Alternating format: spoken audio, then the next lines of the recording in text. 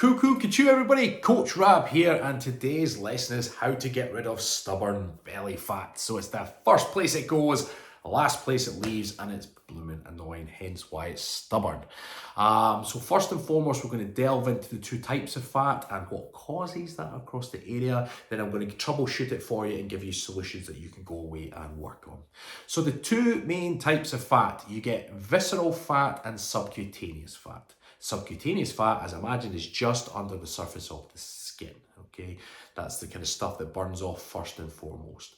The visceral fat is the fat that sits in and around the organs, and hence why across your stomach you've got a lot of organs in that area, and if you're carrying a lot of visceral fat, which is very dangerous to your health, by the way, it can increase that belly and cause problems.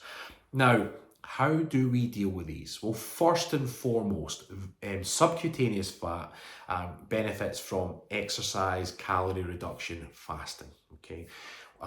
Burning off the calories, working hard, building up your lean muscle will burn off the subcutaneous fat. The old classic site-specific, doing crunches to lower your stomach fat.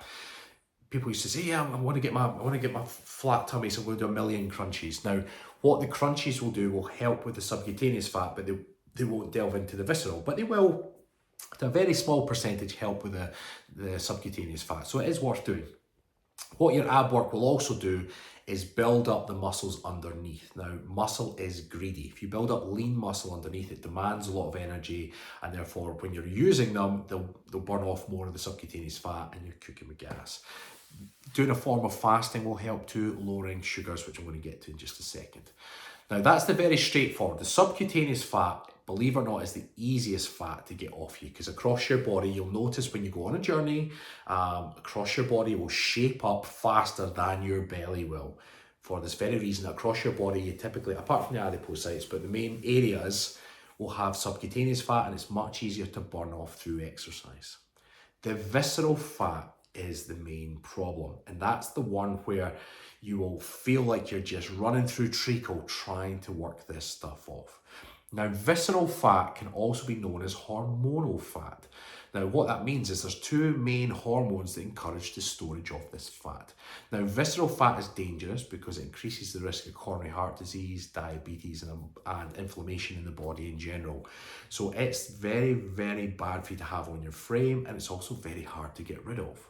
The two main hormones responsible for it is insulin, right, and cortisol, the stress hormone. So we'll delve with insulin first. Insulin, right? We have to manage our sugars in order to reduce this belly fat. Typically speaking, if you've consumed a lot of sugar or sugar-like products like beers and things, and you can end up with a beer belly or a sugar belly if you enjoy ice cream or anything. If that's your go-to, you will likely have a pot belly, and that's based because of the insulin promoting the fat storage around that area. So in order to tackle it, you're going to have to manage your sugars.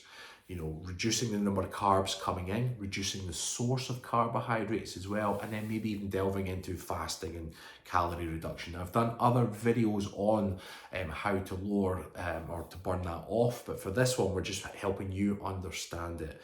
So you have to manage your carbohydrate intake. I would recommend coming down to at least one source of carbs a day maximum, and keeping it from complex sources. If you wanted to take it one step further, you could do no more than 100 grams of carbs per day, and one step further again, no more than 50. Diets like the keto diet take care of this. I don't promote it because I struggle doing keto myself, but there's a lot of people out there that get great results from keto. And you have to remember that if your situation and your health is in a lot of problems right now, then you want to explore the options to get yourself back into healthy range. And like I say, I'll never bash keto. It's not something I personally promote, but it would get the results in this area because it does manage the sugars. So to take care of to knock one of the hormones out of that equation, you have to manage your sugars. Now, the other hormone is cortisol. That's the stress hormone.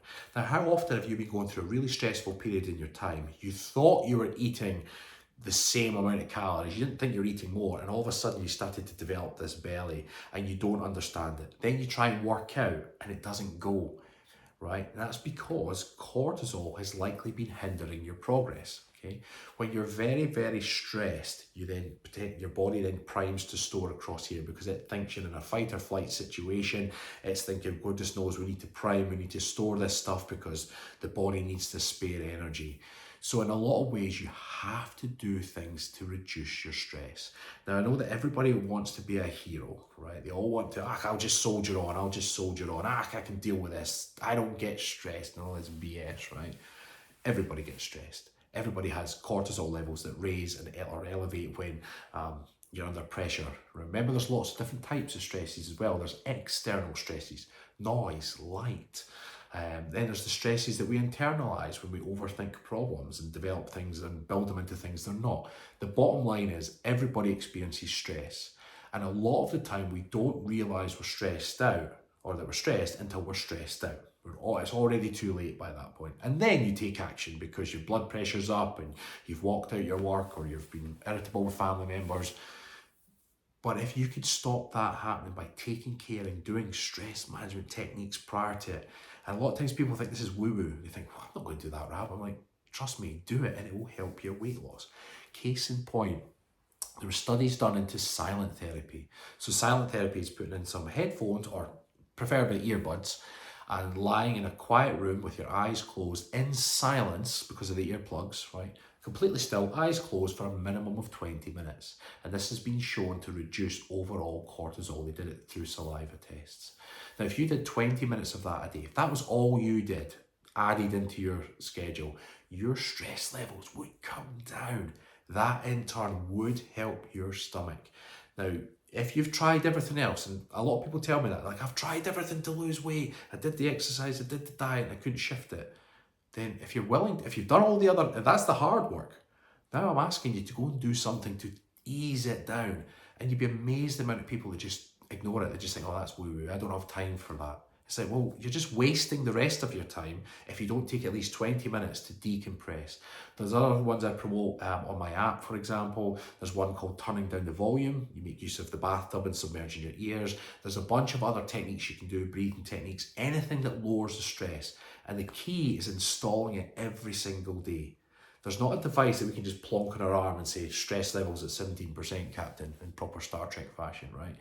You don't know the exact levels on a daily basis, but if you include these things in your routine, particularly after a long day of work, you decompress.